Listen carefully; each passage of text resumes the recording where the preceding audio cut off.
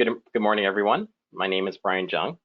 I am a program delivery manager within the asset management department for BCMPHA, and I will be your moderator today. I'd like to welcome you to this morning's webinar, Capital Planning for Nonprofit Housing, a panel discussion that will be facilitated by myself. We'd like to acknowledge that this webinar is being delivered from various locations on the unceded traditional territories of the Coast Salish people, home of the Musqueam, Squamish, and Tsleil-Waututh nations. We acknowledge that many of you are currently located in the ancestral homelands of Indigenous people across the province, each with their own unique traditions and history. For today's this webinar is presented by BCMPHA in partnership with Fresco Building Efficiency. Here are a few words from our sponsor today. Hi, everyone. Thanks, Brian. So Fresco, those of you who I haven't met yet, is a local consulting firm. We specialize in energy efficiency, engineering, and life cycle cost analysis. I'm really happy to have an opportunity to support this webinar and BCMPHA's members. We've been collaborating with BCMPHA for several years on energy efficiency upgrades for buildings that help improve buildings as well as reducing operating costs. I'm really happy to be sponsoring this webinar in particular. Capital planning and energy efficiency are very often treated as separate endeavors, but we really view energy efficiency and capital planning as inherently integrated activities. Energy efficiency deals with both capital upgrades and has a big impact on long-term operating costs. And recently, there's been a lot of funding for energy efficiency projects and studies, but for the most part, the main energy efficiency programs and then the way this is typically done really doesn't really integrate energy efficiency very well with the capital planning process. Now, there are some societies that have been more progressive and are really trying to do that kind of integration to bring energy efficiency and capital planning together. But that's challenging because energy efficiency programs typically treat efficiency as sort of a standalone kind of activity. So the good news is we've been able to develop a strategy and work with some other funding partners to find some strategies for better integrating energy efficiency with capital planning. And that funding and this sort of integrated approach really isn't used that often. And that means societies are typically leaving a lot of money on the table. So the programs for energy efficiency typically do cover all of the costs of the energy efficiency programs themselves and the energy efficiency studies themselves. This more integrated approach will give societies access to more funding, both for energy efficiency as well as capital planning, and not just on the planning side, but actually can give them access to more funding for capital upgrades themselves. The icing on the cake is that this integrated approach also enables some of the energy efficiency funding programs to fund non-energy related capital cost items. And even now can cover some of the internal staff costs and even some of the costs for having consultants like us even put all the applications together. And obviously it's not just about more funding, it's really about trying to get a process that better supports societies in effectively integrating energy efficiency with capital planning. So I don't have time to go into all the details today, and I'm sure you'll be hearing lots of great stuff about capital planning from the speakers. But if you are interested, I think Rachel's going to put my contact information into the chat box, and feel free to reach out, and I'd be happy to chat with you further and help you figure out some strategies that we can help you to get some capital upgrade needs in your buildings addressed, while also improving efficiency, reducing operating costs, and reducing environmental impact of our buildings. So thanks so much, and yeah, looking forward to a great webinar. Great, thank you, Jordan.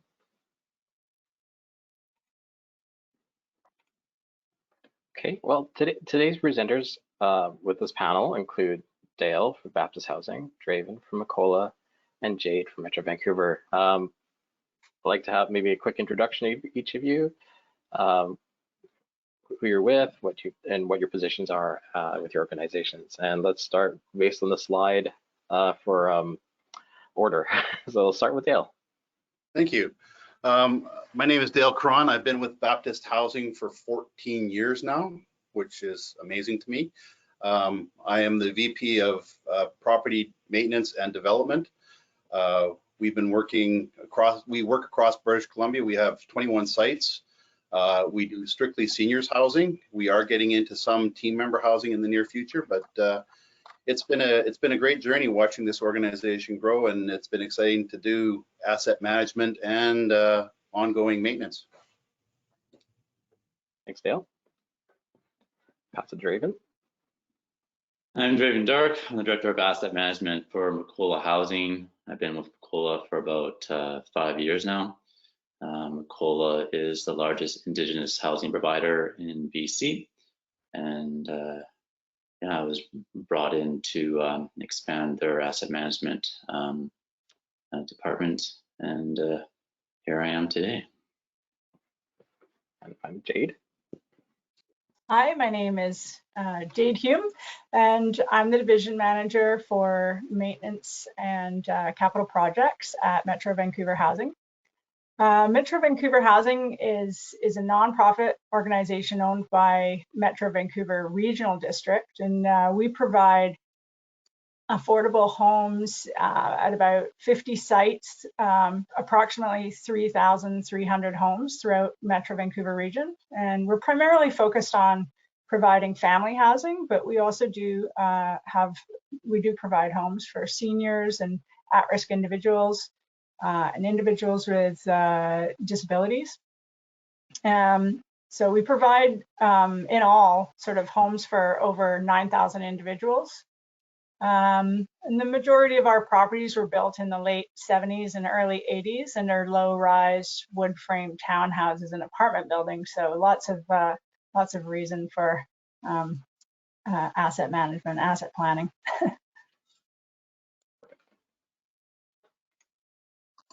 Okay, so before we begin, I'm going to give you a brief outline on the format. The presentation will be the discussion will be approximately 60 minutes, followed by an open question and answer period. The goal is to have this completed by about 11:15, 11:30-ish. At any point during the session, please feel free to type in your questions in the chat feature. We'll do our best to address all questions during the Q&A segment. The webinar itself is being recorded, and the audience will be muted, which means that you can hear us, but we won't be able to hear you. So if you have any questions, please put it in the chat box. Again, the webinar is being recorded, and it will be sent out to you within a day or so. At the end of the session, we will send out a quick evaluation survey to everybody, and we really appreciate if you can take a few minutes to fill out the survey to help us continue improving our webinars. So in terms of the discussion, we're going to have a panel discussion about capital planning. We're going to look at, it's going to be a guided discussion with some questions, and the areas we're going to look at is the business need, the implementation, and the technology, and the panel will give you some closing remarks and advice on what they've learned and done through their time with capital planning. So let's get started. So we're going to open up with the questions here with the business needs.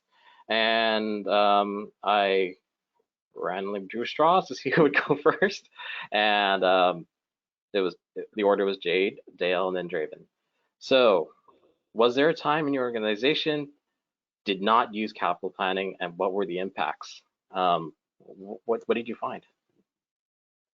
I'm not sure if there was a time when Metro Vancouver Housing did not use capital planning sort of at all, but it was certainly less sophisticated. And prior to 2017, capital planning was being done by sort of tracking work needs and completed projects on numerous spreadsheets, and then kind of running through all those individual spreadsheets during budget season to plan the projects for the upcoming year or years to come. And this is, as you can imagine, a pretty tricky task for 50 sites, 9,000 units. It definitely meant that planning was more challenging, and we were more likely to miss things that were coming to the end of their serviceable life. This meant that sometimes elements failed prior to preventative maintenance or replacements being done, which obviously means that the element had to be temporarily patched or repaired or something while waiting for the specifications and drawings and tendering of the work. So this obviously causes additional stresses for the tenants and for the staff. And it generally costs more money and takes more time. All right. Dale, what are your thoughts? When I started with the organization back in 2006, we did have asset management. It was a Excel spreadsheet on the CFO's computer. We would sit down in early January and try and figure out what we were going to need in the following year based on what we had seen in the past year. So it was very inconsistent.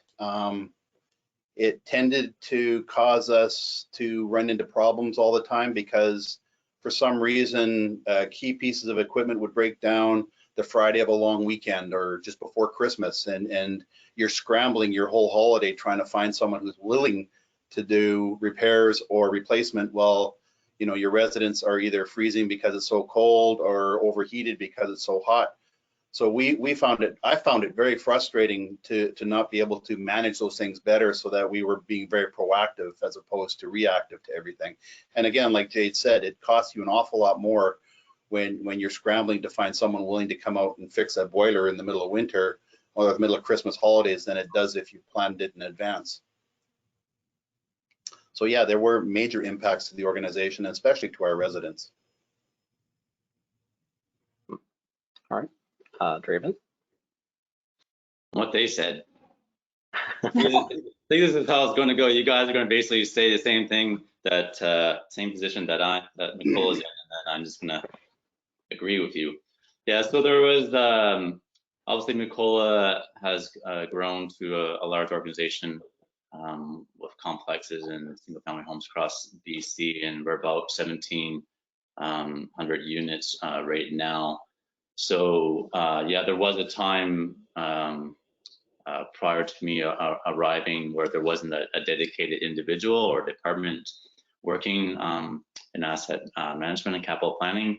So it was kind of done on a Thursday afternoon maybe by an individual at the side of their desk. There wasn't really any kind of systematic strategy. Capital planning and capital works occurred annually, but there wasn't really a large scale understanding and future projections and detailed budgeting. So the CEO kind of realized that they needed to modernize and to create a more sophistication in their capital planning. So I was brought on to create their asset management department, and I created infrastructure. And yeah, now I'm on a webinar.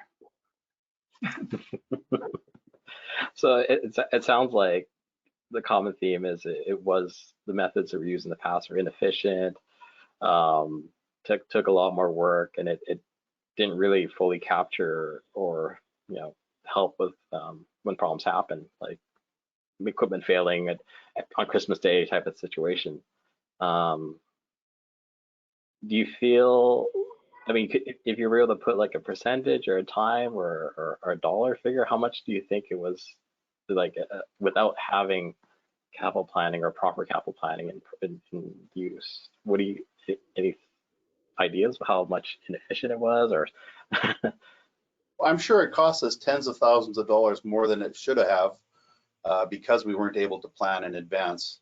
Like I said, you're trying to find a HVAC guy who's willing to come out on Christmas Day to patch up your boiler.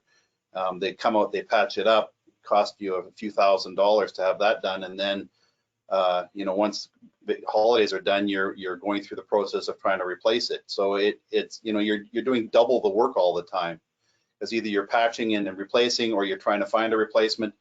And as most of our viewers know, to find replacement HVAC equipment anytime is difficult. And right now with COVID, it's even more difficult to get it because of transportation and what have you in manufacturing. But you're paying a premium every time you do something, and that's always a struggle.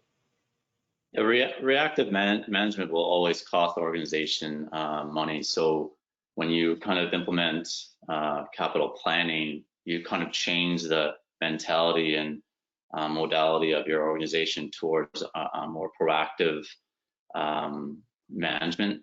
and you reduce costs, and you can kind of get to maintenance issues and replacement issues before they fall over. Yeah, I think in addition to just how much more it costs, and it certainly does, it is so much more draining on your staff. You know, just that constant kind of, you know, chasing your tail feeling. And of course, then tenants are not happy when they're cold or their water isn't working or whatever it is, the elevator's not working. So the stress on the tenants gets pushed off onto the, you know, the field staff, and it's really draining as well. It's like, so that's a hard thing to actually put dollars to, but the reality is it takes its toll on an organization emotionally as well, and it can really take all your sort of, it can suck your motivation out of you and your drive, which we don't want to do. I think capital planning is inevitability for organizations. If you have an organization that has brand new buildings and you don't have to worry about capital planning, you just say, yeah, we'll circle back in 5-10 years, right?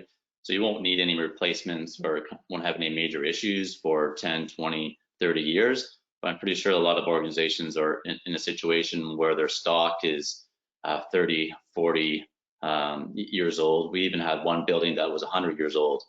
So it's, without capital planning, it's going to be a really hard time for an organization. It's just a matter of time when things are going to start falling apart across the entire portfolio. It's like buying a car. You buy a car brand new, you're good for replacements and taking it to a mechanic, you know, for a few years. But when you enter into a 25-year-old car, you're not going very far. So true. That was my first car. So based on your experiences before, how long and when did your organization start capital planning? Like, when was day one, and how long have you been doing it? We'll start with Jade. Okay. So like I said, I think it's probably always been being done, just maybe over the last, you know, 5 to 6 years. For us, our capital planning process has become much more sophisticated and comprehensive.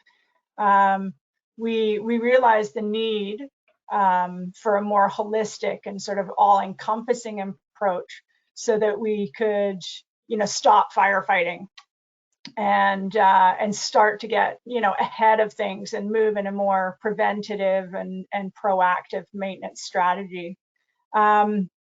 In 2017, we started using Ameresco software, the asset planner software, which replaced our spreadsheet tracking system. And we also made the switch because we really needed to establish like a reputable reporting system that we could easily show to our financial, you know, we could show our financial situation and our plans to our housing committee and board, so that, you know, we were able to show them the information, and, you know, they could easily comprehend it and, you know, make decisions, a much more informative and efficient process. So it helped in that way, and that's one of the reasons why we wanted to implement it in such a formal way. And Dale, with Aptus, how long? Yeah, so back in 2008, we were at a conference down called Leading Age down in the States, and we came across a capital asset management planning tool down there that were quite interested in. It's about the same time as BC Housing was starting to work with Ameresco. So in about 2010, we brought them up. They came and they reviewed all of our buildings and started developing a very robust asset management plan for us, and we've been working through it ever since. Like Jade said, it's very helpful to have that, because now you can see 3, 4, 5 years in advance of when a piece of equipment's going to cause you problems, and you can be very proactive in dealing with it when you're working on things. So it was very helpful for us then, because now we have a 25-year rolling plan going forward. So we can see what's happening in the future and how we're going to need to work on funding in those aspects. So back in 2010, we then did a project with BC Housing to look at the differences between the Amoresco and the Zambrunen product that we were using.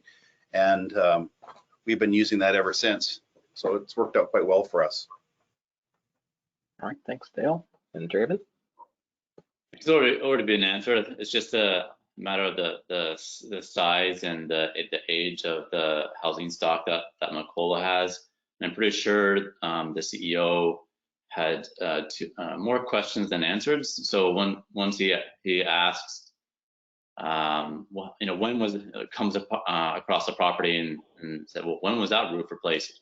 And no one seems to have a direct answer. You only ask that question so many times, and when you realize that something has to change, rather than being surprised by things kind of falling apart, or the condition getting too poor, or when a capital project happens, no one across the organization would understand when or where or how. So it's basically, I was brought in to create the infrastructure to centralize all this data and all this information, and to oversee all the capital projects. So whenever the board or the CEO or staff have any questions, I have the answer, and I have 1,700 charts and pie graphs to add to it. Well, I can definitely, I can relate to what Draven just mentioned in terms of when someone, I've conducted many energy audits, and I ask, how old is your boiler? When were your windows last replaced? And I get this shrug. Yeah, I can't. This is not an option. When too many people do this in the organization, then that's time for a meeting, time for change, not a response. And cap planning is definitely necessity. Okay, we're going to move from the business needs to now the actual implementation. We're going to stick with the same order. So how has it changed your organization, and what were some of the benefits that you found from capital planning? We could even group this as these two questions together if you want, like how do you do it in your organization? So let's start with Jade. Sorry, you also said you wanted to talk about how we did it in the organization?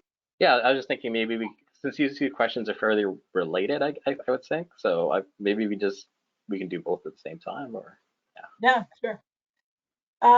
So how has capital planning changed our organization? I think the plan for the change, like the thinking for the change, was to do less firefighting. It was very frustrating, and to get out ahead of things so that our maintenance dollars could be spent more productively. Well, I think not only has that happened and continues to get better, but all of these other benefits, which I sort of alluded to earlier, which are hard to put a dollar figure on, but are incredibly valuable, have also occurred as a result of capital planning, which has changed our organization. Like our staff and our tenants both seem to be much happier and, I don't know, for lack of a better word, site proud. I found this a little hard to believe at first, because our field staff have always been really dedicated to their sites, and strongly wanting a lot of things to happen on their sites. And I think anecdotally what was happening was they were asking for small improvements here and there on their sites, and I think maybe sometimes they were even promised that those things might happen, but because there's so much firefighting and like reacting to live issues that need immediate attention now and take up a lot of time when they go wrong, when you're not expecting it and stuff, and on Christmas Day and all that, things get forgotten, and or they're not understood because not enough time was taken to properly understand what was being requested. So maybe something happens, but it's not really what's needed or what have you. So I think what's resulted for us is that the sites are seeing some real improvements now because we're actually doing like proactive maintenance, and there's a lot less firefighting. And so rather than just being, just doing repairs of failed elements and equipment, that this is like snowballed and everything looks better, and staff and tenants become more proud of their property, and it's reflected in attitudes as well as site beautification. So I think that that's been a huge impact to our organization, and I think our reputation. I think it's been nothing but good, and I think continues to get better as we continue to become better at the capital planning process, and also there's a lot of backlog, so it takes a while to get caught up on things.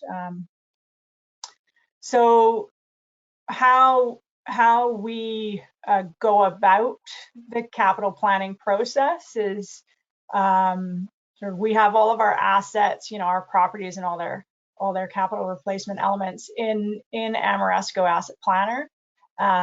We keep the condition assessments on these properties up to date.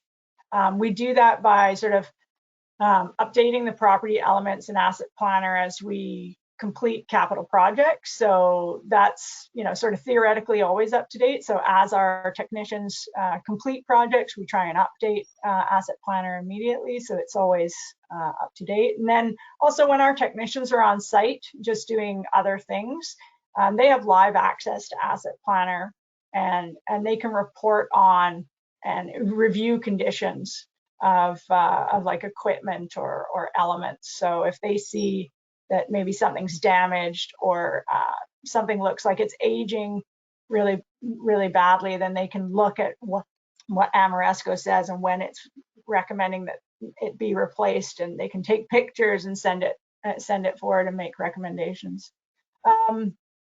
In addition to that, like every 4 years, we conduct a formal condition assessment on all of our properties through an external auditor. So it's not just us looking at the conditions. We have like separate eyes on it as well. So then, sort of using Asset Planner, we review the work that's reported for the upcoming year and years to come, and we decide what work should be combined into. What's that? Sorry. Leaving some feedback. Oh, getting some feedback. Are you still getting it right now? Do you want me to try my headphones? No, you're good. Okay. So yeah, so I guess we decide if there are maybe larger projects that need to happen based on what Ameresco is telling us is coming up. We might combine some of those things, and then we work out how long that project's going to take, and we review the budget impacts of all those projects planned over the next couple of years. We basically aim to keep our portfolio below a certain FCI, facility condition index, for those. I'll just for FCI, and so we're constantly reviewing how the work that we're going to do and the timing of the work will impact the FCI on the portfolio. And this sometimes results in us seeing what we might need a bit more money for a certain budget year, for instance. So we can either figure out how to move projects around to stay within our budget, or within our budget and maintain our FCI. Or we can, go to the board and explain, in 2 years' time, we're going to have this jump, kind of almost like a special assessment, so we're going to need more money at that time because we've got all these projects that, can't wait coming up, kind of thing. So that's sort of, the meat and potatoes of how we do our capital planning process, I guess. Perfect. I mean, sounds great that one, it has benefited your tenants in the sense of quality of life is improved. And great that it's empowered the staff on site to, take initiative and help make things better. It's great. All right, Dale, what are your thoughts? It's funny because you hear the complaints when there is no heat, but you don't hear the thank yous when there is. So it's one of those things. Gratitude.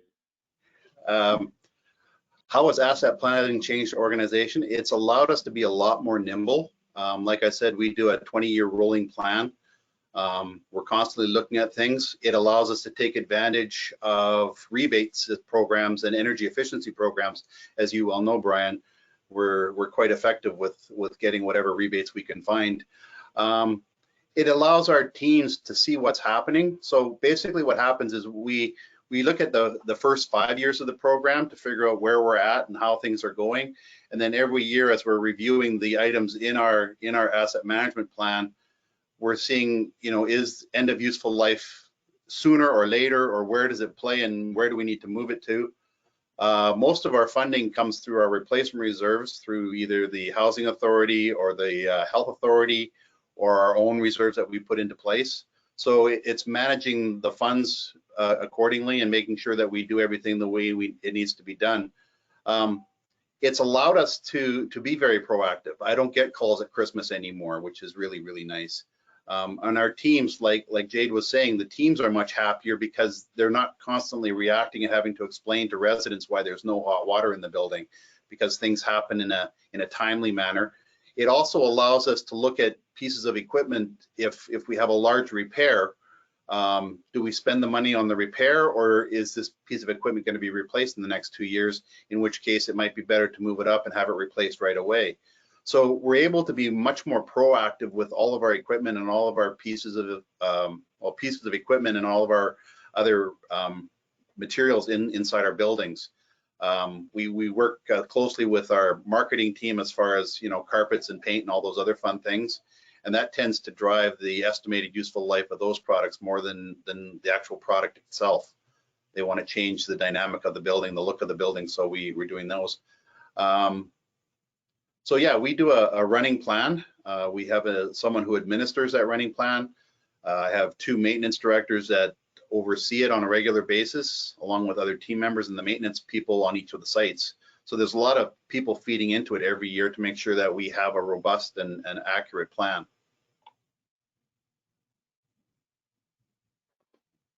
Great.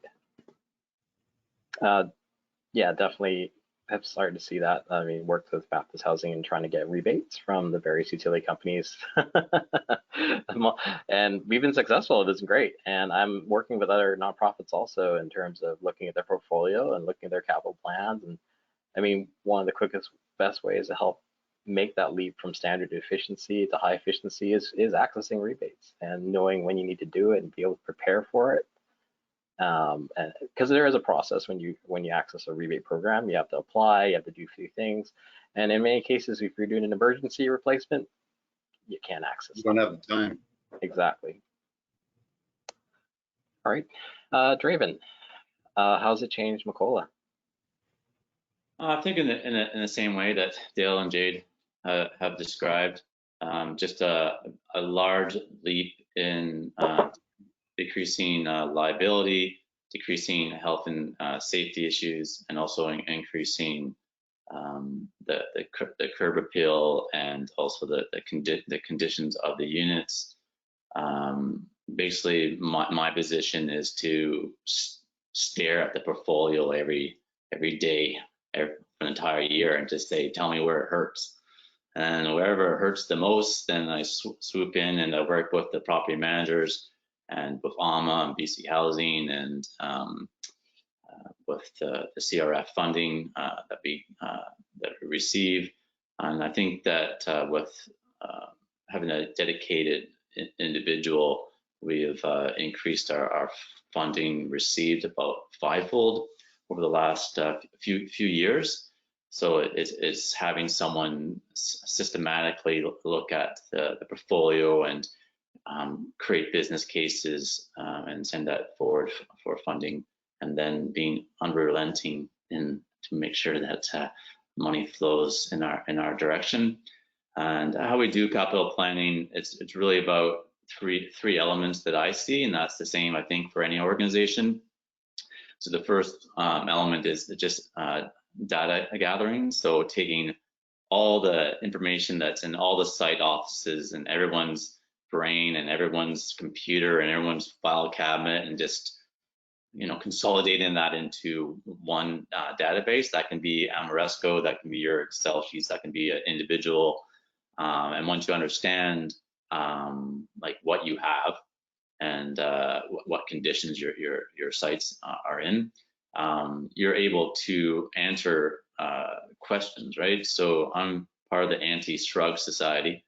So I'm a president and member. So if anyone asks me questions about any of the assets, I can tell them the answer, and I can tell them the answer for now and for the next 30 years in the future, and every year. So, and that segues into the second element, which is strategizing. So once you have all that data and you have all that raw data, then you make a strategy. You see what needs to be put in priority, what hurts the most, what is the issue that the property managers and the tenants have been like really bothered by the most over the years, and there hasn't been any resolution, there hasn't been any attention put on it. And the same thing, it's not because people say, okay, that siding is not doing so well, it's rotting or whatever. It's just because that siding's falling down, but there's major operational fires that need to be done.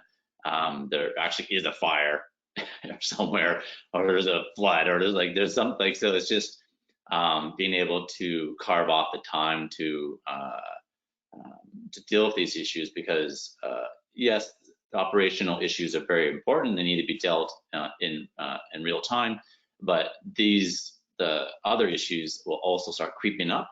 And then and that's just proactive management, in the sense that that small little leak that's not bothering anybody, but someone should look at some point, eventually becomes a very large issue, and your wall side of the building's gone, right? So it's like, oh, that's gone. So, and then it becomes a fire, and then you're just kind of in that cycle. So once you have your data gathering, your strategizing, then the third element is implementing that. So you have your strategy for the year, for the quarter, for the next 30 years, and then you implement those capital plans. So you get to that wall before it gets to the condition falls apart too much, and then you review it. So my position, just because I've been, myself as dedicated to capital planning, is based on my job to review every day, every week, every bi-monthly, quarterly, annually. But with other organizations, they would have to set the tone when they want to review. So that can be every quarter, every board, before every board meeting that you have. It can be an annual planning, and then that's just rinse and repeat. I like the analogy. Where does it hurt? I'm going to steal it. Well, thank you for that. So we're going to move on to the next section, which is something that also causes pain. The most challenging part, which I've heard from many people, many times, emails, phone calls, and they're like, where do I get the money from it? How do I fund this thing? And when they see that they have a significant underfunded capital plan, they panic. So I'll get what your thoughts are, and we'll start with Jade. How do you fund a capital plan? What are some of the sources?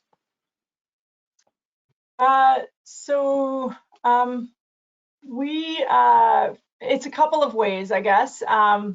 So we allocate a certain number of dollars per unit per month. So sort of when somebody pays their rent, like a portion of that goes towards sort of capital maintenance and renewals, which is where that plan is funded from. Any excess in tenant rents after operations is taken care of is put into the capital maintenance and renewals. This is really highly variable and will depend a lot on, you know, every organization will have different, this will vary a lot. So it'll depend on where you are at paying your mortgages off and how much your insurance is and all those other kind of operational things. So that can be very different. Even just for us, even within the last 5 years, it's very different just based on the fact of how many mortgages have dropped off. So, you know, you end up with more funds to go towards your capital planning, which is kind of difficult when you know, in your first like 30 years, 40 years, when you don't have any of that money. So it's really hard to maintain those buildings. Major capital renewals, like sort of building envelope renewals and things like that, we are moving towards financing those, and then sort of monthly payments are paid out of that capital maintenance budget. So, and then additionally, obviously, you kind of alluded to it earlier, was the grants. So we're always looking for grants when we're replacing mechanical equipment or lighting, or there's a lot of grants right now, even for the building envelope renewals. So there's grants around, and if you're not reacting and you know, your pants are on fire and you're trying to just get that piece of equipment replaced, if you're actually planning for it, then hopefully you do have the time to apply for those grants, and that certainly is, you know, can have a big impact. So sort of those are sort of the main ways that we fund. That is sort of the ways that I can think of that we fund the capital plan. Basically, you got to know what your projects are to be able to access funding when it's available. It's definitely really helpful if you can get, if there are funding programs available. Proactive, you know, capital planning is definitely it can financially help you a lot. It can remove a lot of dollars from your budget, which can help you with your other backlog, because inevitably, as we've all experienced, and everybody I'm sure on the line has experienced, you know, you do one of these assessments and you're like, oh my goodness, I've got $80 million in backlogged work. You know, how am I ever going to catch up? You know, so. Yep. Okay. All right, so then. I find it interesting because, like Raymond was saying, he's got graphs, and we look at graphs a lot because you'll see in any business or any building, it goes along fairly smoothly, and then all of a sudden it spikes and then comes back down again. And a lot of people, if they're not capital planning, they get right up to the spike before they realize they're hitting a spike. We've been able to sort of flatten out a lot of those spikes, and also be able to know what's coming from funding sources to be able to handle those things. I know right now on our capital renewal fund projects with BC Housing, I think we have $29 million worth of work that we would love to have them participate in. And like I said before, we're also able to take advantage of other energy grants and rebates from the different utilities and what have you. We fund ours basically the same way as what Jade does. There's so many dollars per door per month that goes into the funding. And then when we get to a point, and a lot of our buildings are just coming to that point where their mortgages are coming to an end, we're looking at refinancing the buildings and then using those funds to bring our buildings back up to standard and do a lot of those bigger long-term energy and building retrofits that you don't usually plan for in your regular stuff. Those things that we sort of stick to the side and say, okay, the envelope we're going to do when we have funding to be able to do it, unless someone comes up with some cash for us. So it's looking at those things and making sure that you're seeing far enough in advance that you know where your dollars are going to be needed in the future, so that you can plan for that well in advance instead of right when you hit that spike. So I think that's the biggest part of capital planning that we deal with, is making sure that our cash flows are there so we can fund those projects. I use the term flatten the curve. Yeah, very similar to the pandemic. You want to flatten the curve. Yeah. And Draven, how does Macola do it? Well, we have a replacement reserve. So every year we have dedicated funds that go into the reserve. But as Jade mentioned, obviously what we need from a graph perspective is a lot higher from what we have. So I'm the gatekeeper to that reserve. So you have to go through many hoops for any of the property managers to get that money from that reserve. So I have to make sure that there's sufficient funds across the province for all the regions. So the replacement reserve is really for small capital projects. So that's for unit turnovers, that's for small roofs, small fence replacements. But it's also there as a fallback in the sense that if there's any kind of urgent matters or is any kind of emergency replacement that has to happen, then I can draw on that fund.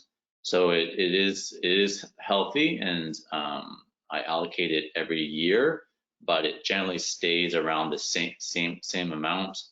We're kind of mandated to have like it at a certain amount each year. So it doesn't go too low, and it also doesn't go too high. That being said, if somehow $10 million got into the replacement reserve, it'd be gone tomorrow, right? So it's really it's according to need on a monthly basis. And then for the larger projects, we go through AMA, which is have a great team there that I work with closely, and we get funding for major capital projects, and that's the CRF program, so the Capital Renewal Fund. So we've been quite successful with that. So we have multi-million-dollar renewals in almost every region in Macola's portfolio across BC occurring or have occurred.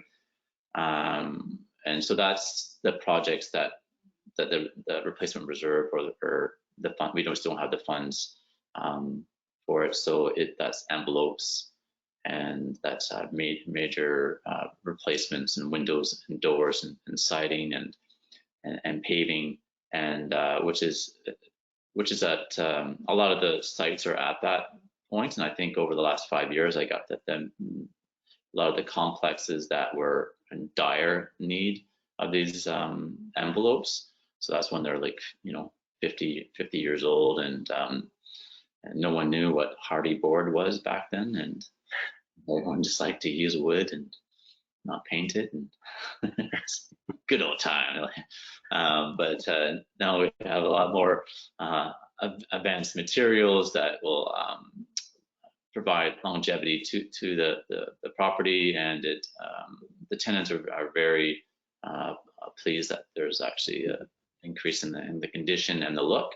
And the one thing that I do like about it, regardless of doing a new envelope and everything looks great and looks new and it's all modern, it also allows our complexes to be part of the community in the sense that if the condition has fallen to a state that it's not in the same condition as the rest of the neighborhood, then when I go in and I do the design with our architects or other individuals or consultants, I make sure that's in line with the kind of the aesthetic and feel of the rest of the community, so that the housing that we have, the family housing that we have, is kind of in the envelope of the community and is kind of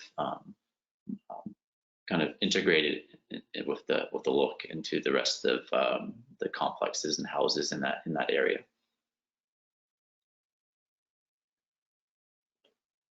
So tenants have pride in their homes, so it feels, yeah, and it's important that obviously you have the maintenance, and we have a great maintenance team, and all the property managers are doing a great job, and they're fixing the faucets, and they fix the small leaks, and they do all those kinds of things, but then the kind of look at the building, and it hasn't seen a renewal in like 50 years, the siding, the roof, the windows, and it can be kind of have a defeating kind of feel when you're doing your best, and they can't find the funds. So it's very important that someone in the organization is really focused on getting that funding, and then you basically, whoever hurt, you gave them you gave them the cure. I give them the cure for the next 60 years or whatever. And I won't be around, but someone else will need to take up the torch and take care of what hurts at that time. Do you see a difference in how people, like after the work has been done, in terms of how they treat the building, your tenants, the people, the property, like the people working at the sites? Absolutely. So there's just an extra level of attention and care. So the property managers and the caretakers and the maintenance staff are doing their what they need to do, right? For my role, I rely on them to do their job, and they rely on me to do my job. So when I do these larger projects, and the funny thing is, I tear off like roofs inside the place is a construction site, and I have these families in there with children, and they never say anything. They're just so happy to have, like, now they have like new windows that work, and doors that are have peepholes now, and they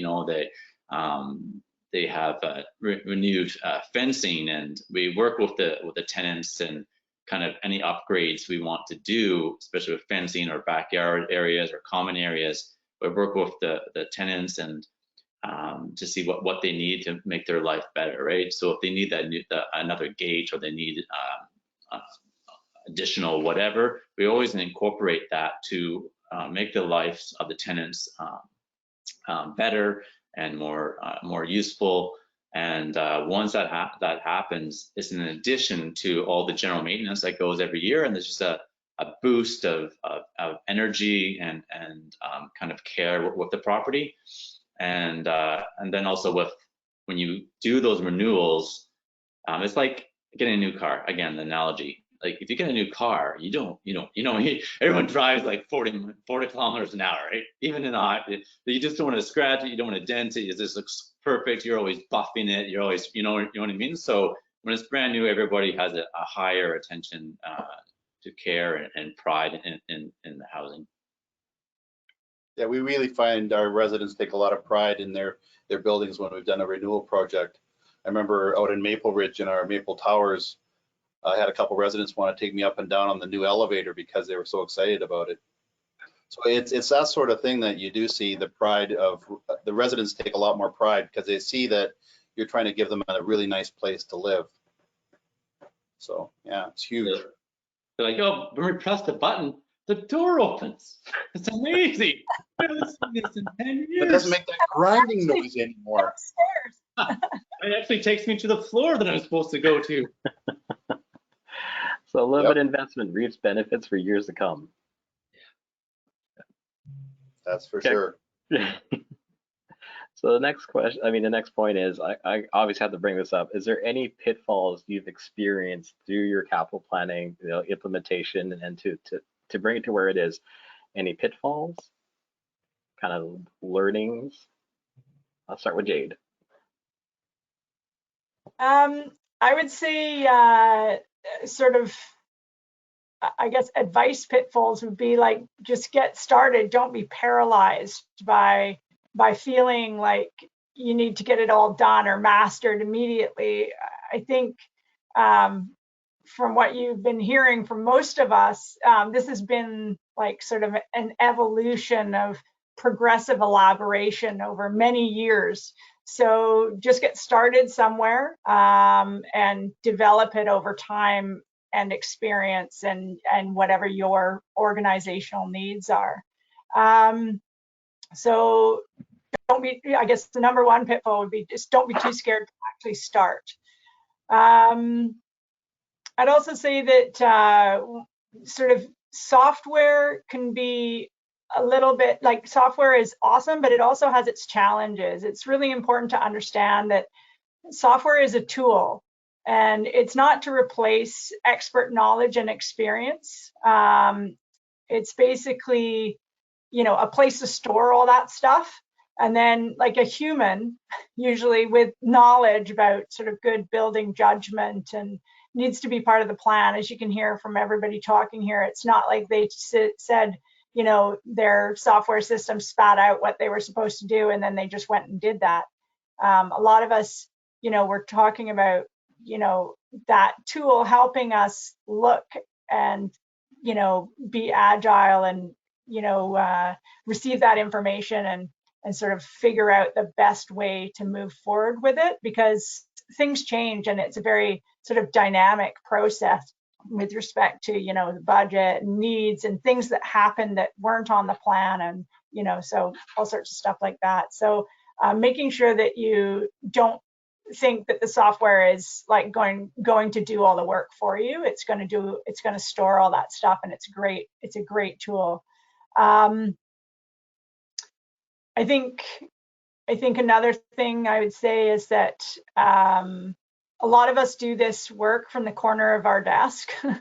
And sort of depending on the size of your organization, you may need to have a more dedicated person. It's quite a complex process, and there's a lot involved in it. So I think maybe not having enough time and staff to do the work well can be a bit of a pitfall.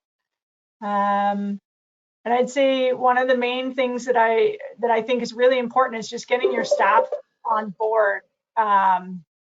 So that they understand the process and the plan and how they're a part of it, and what the desired outcomes are, because it can be quite a pitfall if you don't have those people on board, and then they're not helping towards you know, the goals, because I think that they can make or break your plan. So I think getting staff involved and helping them to understand what it's about. Okay.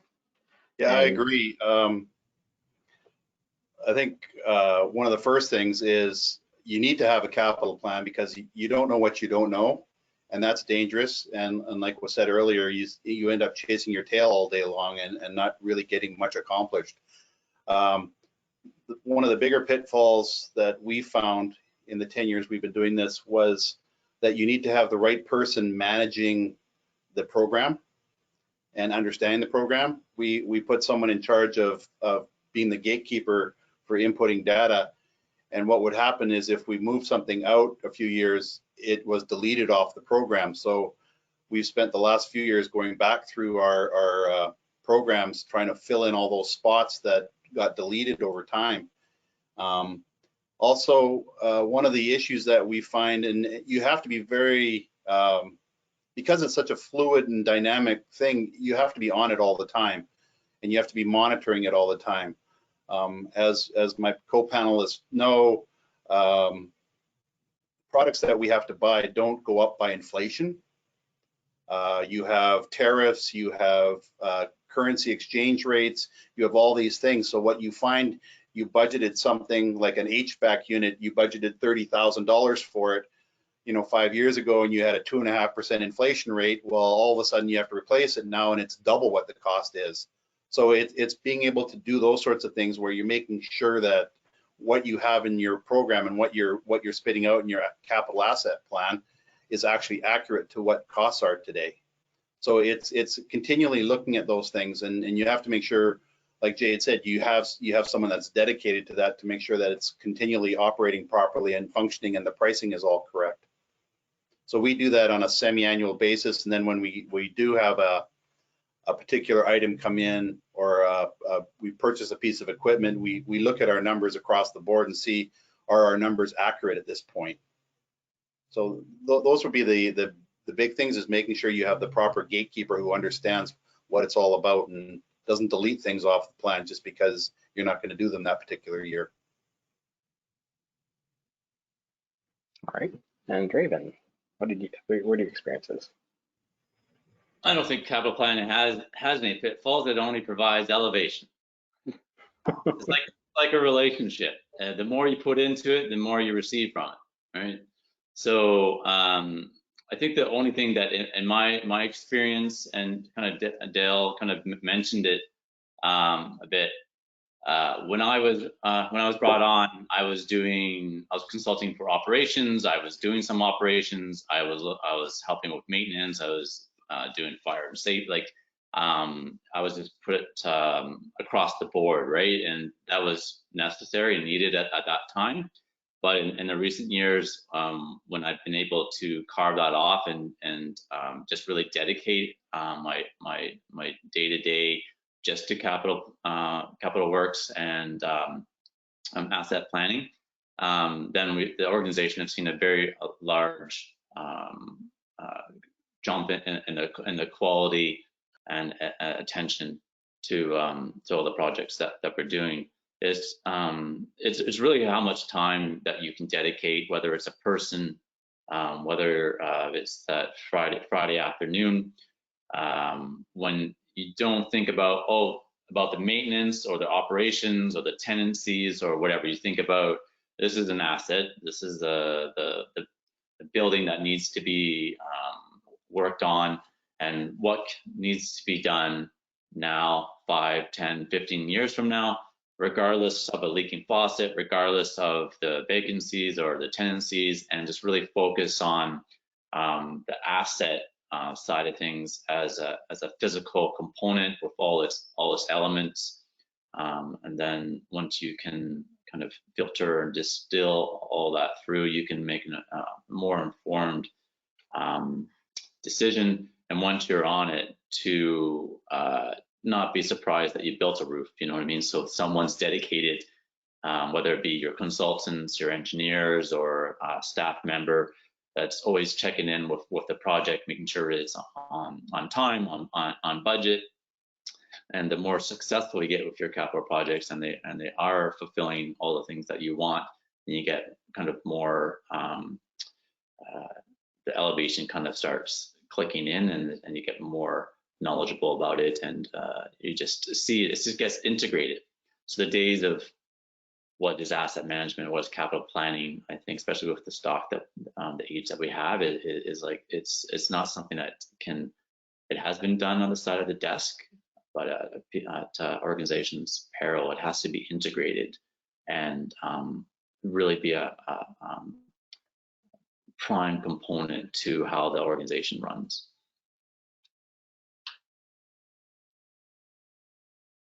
Excellent.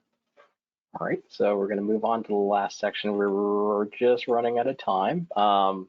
Maybe it's about technology, and maybe like a minute to 2 minutes each, if possible, just to let you know, let the attendees know what you use and how was it implemented in terms of going from spreadsheets to a software platform. We'll start with Jade. Okay, so I think I've mentioned a couple times that we use Ameresco Asset Planner.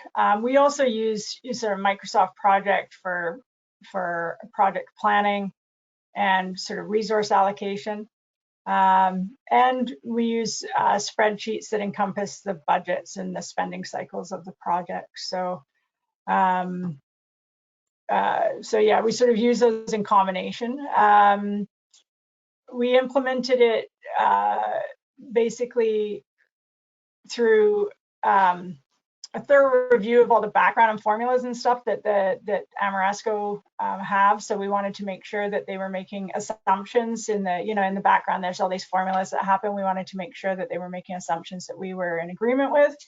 Then we had condition assessments conducted on all of our sites, and then the software went live.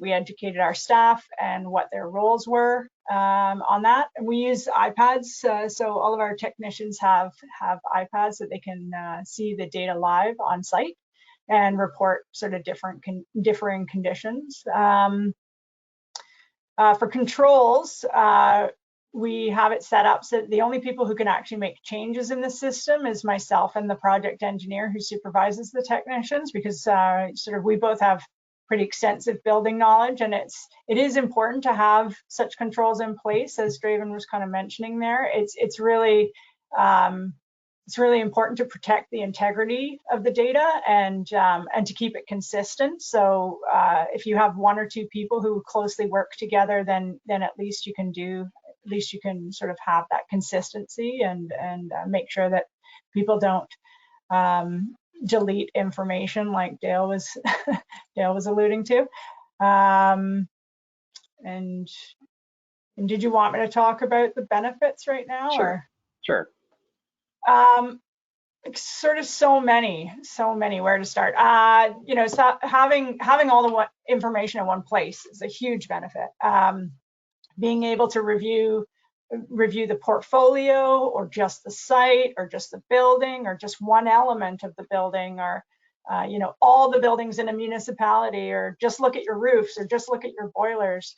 It's very versatile, and so that's really fantastic. It's really easy to use.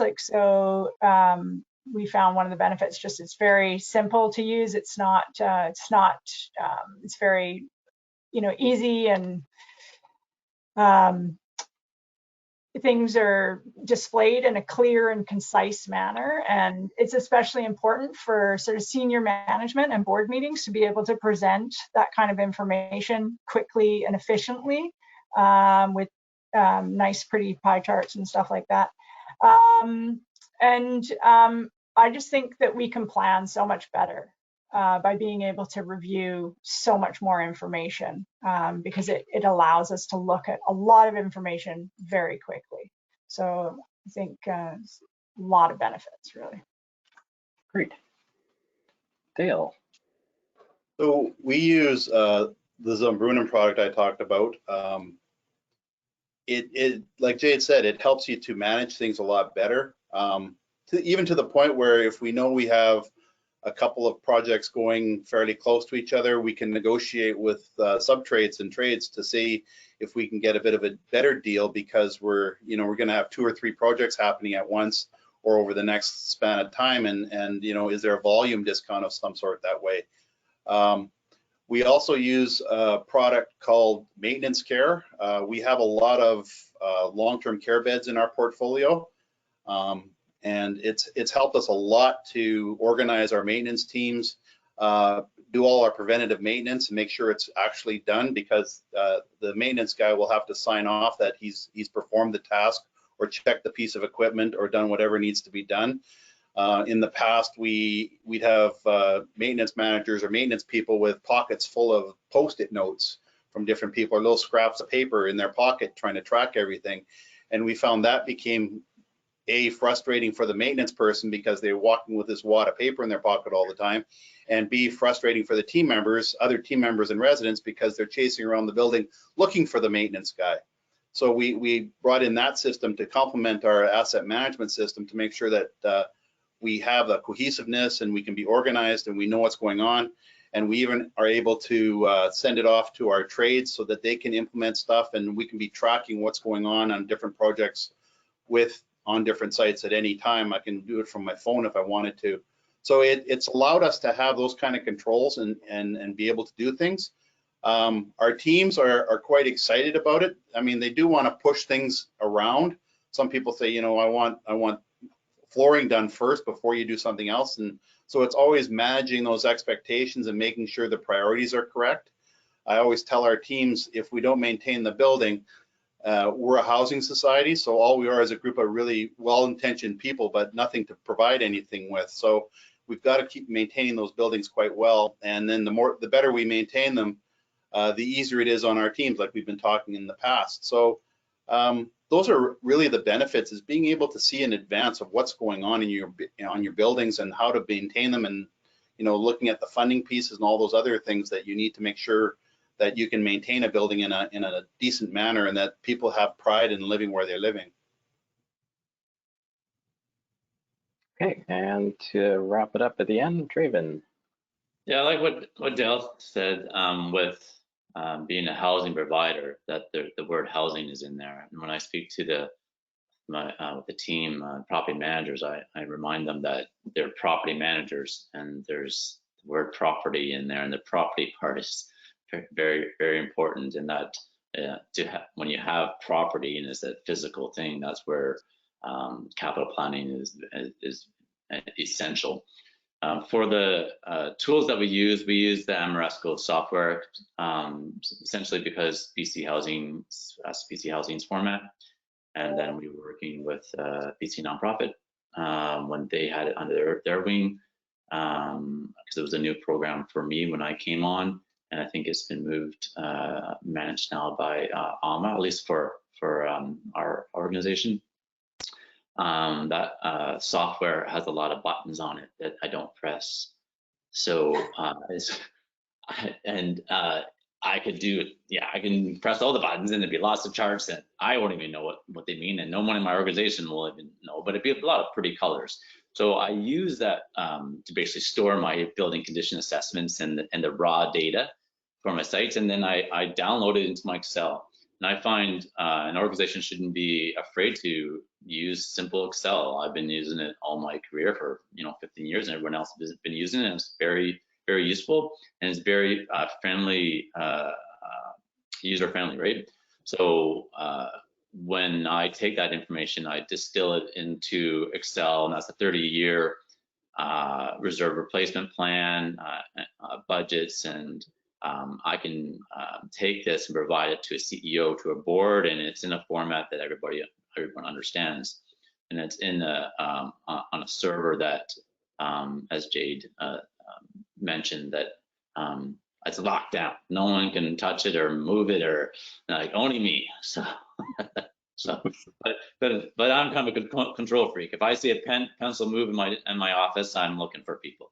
So you need that person, right? You need that mentality that this is the important part in the organization, and it's essential. And someone needs to control it. Someone needs to make sure that they take they have ownership. So the properties, I assume responsibility for them regardless of what happens, and I'm responsible for the physical, right? For the physical part of it on the large scale across BC. And but I mean, these tools are only useful to the end user, and when you're reporting, it can be daunting if you do look at Amoresco software, and I think it's available for a lot of nonprofits, right? You look at it and don't worry, I didn't press the buttons. I found the two buttons that I like pressing, and I download the information, or I print the PDF or whatever I need, and then I just make it into a format that works well for me, and it works well for when my CEO or my board wants to look at it, right? They have access to read it.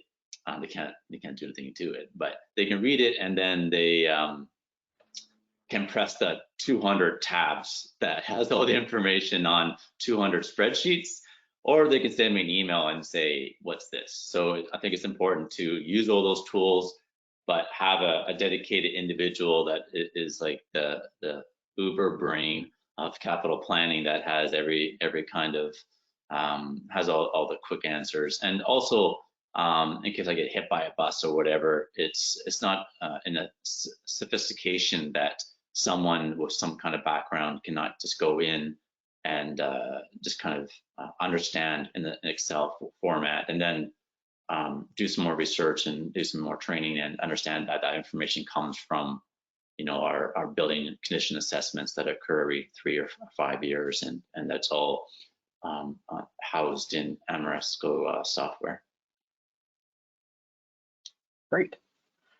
Well, we've now reached the end of our allotted time, and that was excellent. I really appreciate all the information you've shared, your experiences, your knowledge.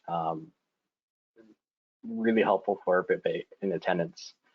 So I would like to thank Dale, Draven, and Jade for an excellent discussion and for your time today. We'd also like to thank the attendees. As mentioned, we will be sending a link to this recording and the visual recording piece to all participants within the next few days. The recording will also be hosted on the BC NPHA website. For more upcoming education webinars, please visit the BC Pages homepage at www.bcnpha.ca. We've actually reached the end of time, but if anybody has any questions, please feel free. Maybe a couple of questions we'll tackle right now. Let's see what we got. Gonna go into the chat box now.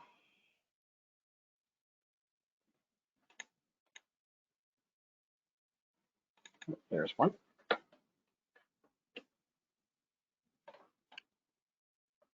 So one quick question is, what is the criteria to use to differentiate between a capital project and a maintenance item? I can probably answer that because that's the question I get asked by everybody in my organization. Sure. So maintenance is you're repairing. So you're taking something that's not working and you are repairing what is existing. And a capital project is replacement. The other co-panelists can say what they believe. So when it's a capital project or capital replacement project, is something I'm replacing the whole thing. So the whole thing is no longer viable to be repaired. It's out of date and needs to be upgraded. So I'm taking the entire thing and replacing it. So maintenance is repair, and capital is replacement. So we have a slightly different bend on that. We allow to use funds from our capital asset plan or replacement reserve if we can bring a piece of equipment back to 75% of useful life. So it happens a lot with pumps because we have people on our team that are able to rebuild pumps. So a lot of times we'll rebuild a pump as opposed to replacing the pump. And if we can do it and bring it back to 75% of estimated useful life, then we can take it out of our replacement reserve as opposed to our operations maintenance budget. Oh, you're so nice. It helps with the budgeting piece. Yeah. Operations tends to dwindle down quite quickly. Yeah. Yeah, I think ours are sort of a mix between those, and essentially, if you are either replacing the life cycle of that element or extending it to another life cycle, so I guess that would be considered sort of a 75% aspect, then it's considered capital. For us, it's always been kind of easily defined because when I arrived there was already sort of most organizations have these codes. So whatever you're coding things to will either be a capital code or an operations code. So you can often, if you just look at your account codes, you can figure out what kind of things might be considered capital or operational in your organization. But yeah, I sort of define it as something that's either being replaced or something that's being that is renewing that element,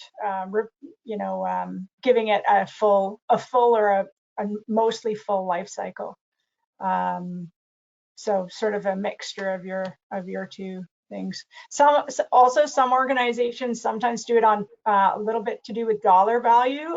So that can be an aspect as well. So I mean, people do it in a lot of different ways. There are sort of accounting rules for what actually constitutes a capital replacement, and I believe it's something that you can depreciate essentially. So there's lots of ways to go about this depending on your organization. Okay. There is one more question. I think I can answer this one.